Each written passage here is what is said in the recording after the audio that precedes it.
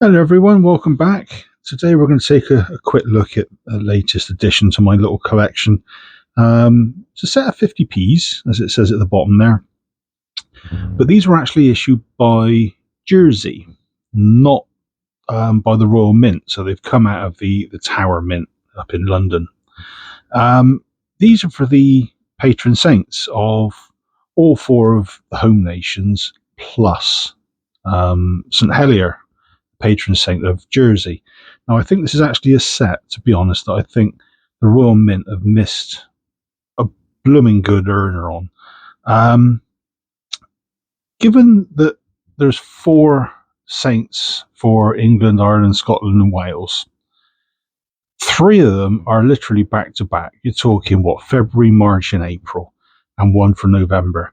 They could quite easily have issued these themselves, drawn it out over a period of time, and made them a little bit more collectible. However, Tower Mint have decided, nope, we're going to go for it in one foul swoop. So this is actually a set, as it says there, limited edition. There is only 2024, minted in 2024.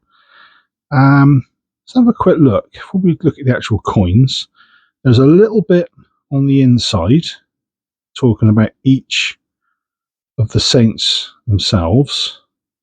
So if I hold that there, just on the off chance you want to pause it and have a read, there you go. And then you've got the 5 different designs of each of the saints for those particular nations. And then at the bottom, it does say there, year of issue 2024, 50p's, Cupro nickel, all the usuals.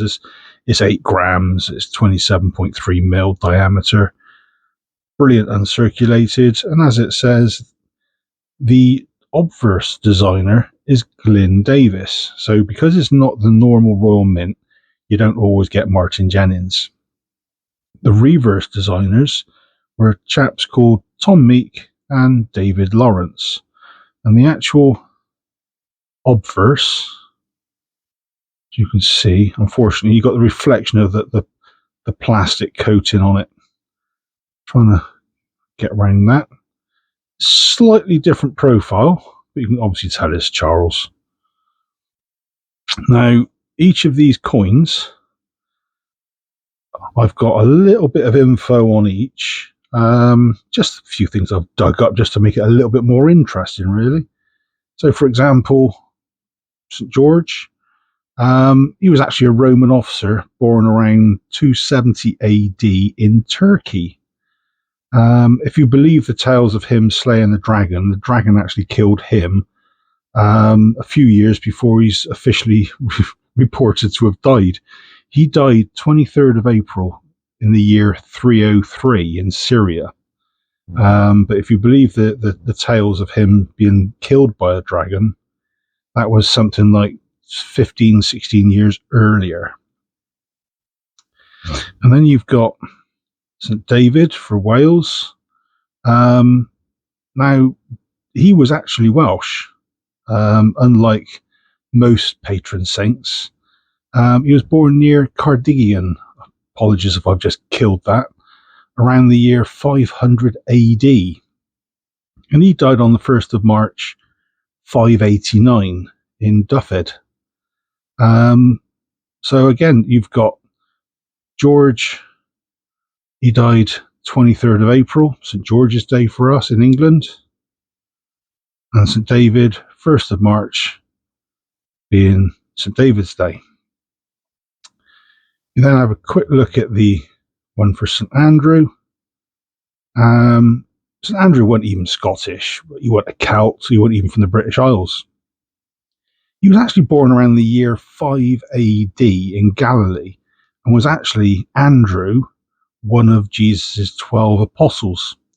Now, he died between 60 and 70 AD in a place called Achaia, I think it's pronounced, an area separated from the province of Macedonia, part of the Roman Empire as it was back in those days.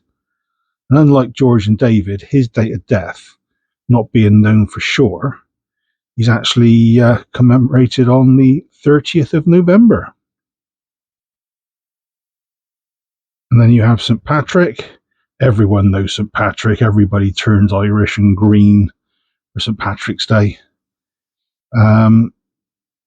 Patrick was a bit of an enigma. Some say he was born a Celt in Scotland, whereas others believe he actually came from a village just south of Bristol, where I'm from, near a village that's now called Churchill.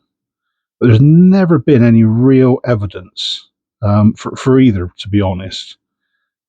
It's thought he died mid 5th, early 6th century, with no definitive date of birth known. So we just assume that he's obviously a 5th century man. St. Patrick's Day, as we know, is 17th of March. We've just recently had that.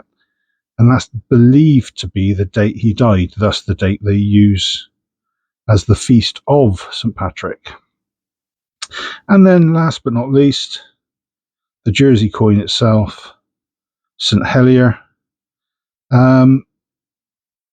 As these coins were issued for the island of Jersey, they obviously include St. Helier. Helier himself wasn't like the other four men. They were from positions of authority or rank, but Helier was actually born in the 6th century as a hermit from Belgium. And the traditional date of his martyrdom is the year 555 AD, and his feast day is on the 16th of July. That actually is marked by an annual pilgrimage to the Hermitage just outside St. Helier Bay.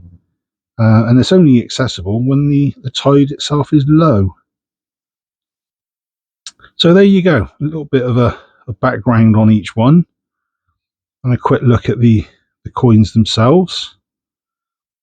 Like I say, quick review, nothing fancy, and it's Jersey for a change rather than the UK. Well, that's all from me for now. I'll catch you again soon. I've got a special one coming up. So, cheers all.